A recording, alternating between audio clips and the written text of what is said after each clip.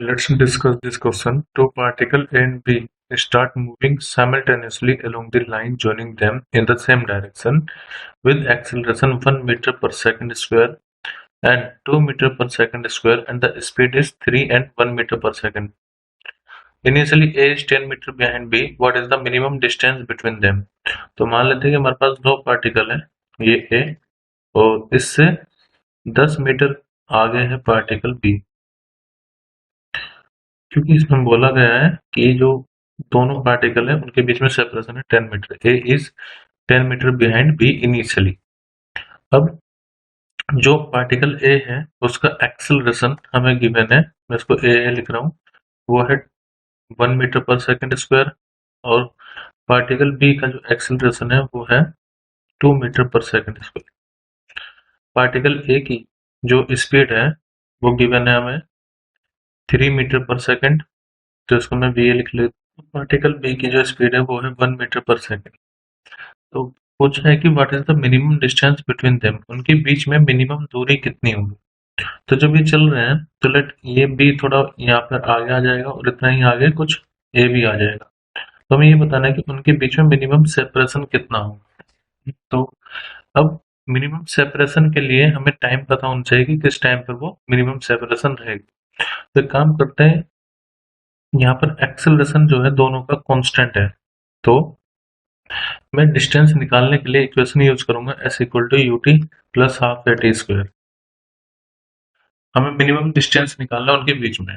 तो एक काम करते हैं, यहाँ पर ना क्योंकि दोनों सेम डायरेक्शन में जा रहे हैं तो उनका रिलेटिव एक्सेलरेशन निकाल लेते हैं। तो क्योंकि हमें उनके बीच में रिलेटिव सेपरेशन निकालना है तो रिलेटिव एक्सेलरेशन हो जाएगा ए और बी का acceleration of A minus acceleration of B, जो कि आएगा 1 - 2 यानी कि -1 मीटर पर सेकंड स्क्वायर। ऐसे ही उनकी जो रिलेटिव स्पीड होगी बी ए बी वो हो जाएगी बी ए माइनस बी बी, यानी कि 3 - 1 इक्वल टू 2 मीटर पर सेकंड स्क्वायर, 2 मीटर पर second.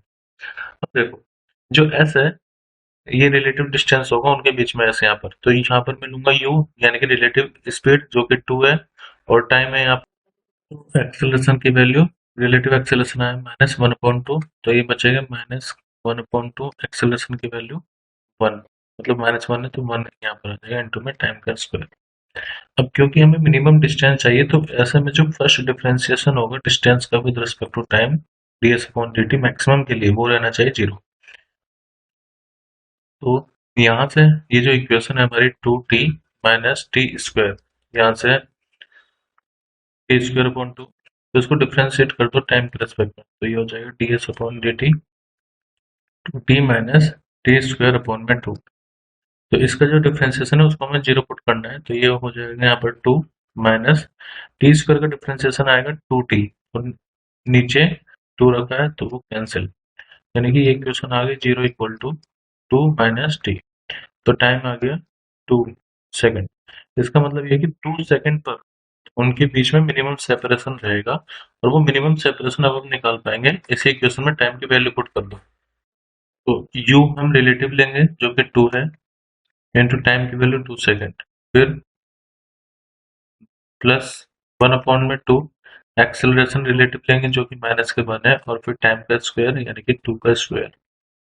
So it will be equal to 2 into 4 minus ये हो जाएगा 2 इंटू 2 का स्क्वायर।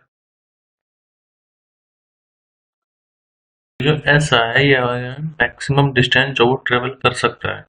अब जो डिस्टेंस होगा उनके बीच में तो हो जाएगा 10 माइनस 2, तो 10 तो उनके बीच में पहले से सेपरेशन था।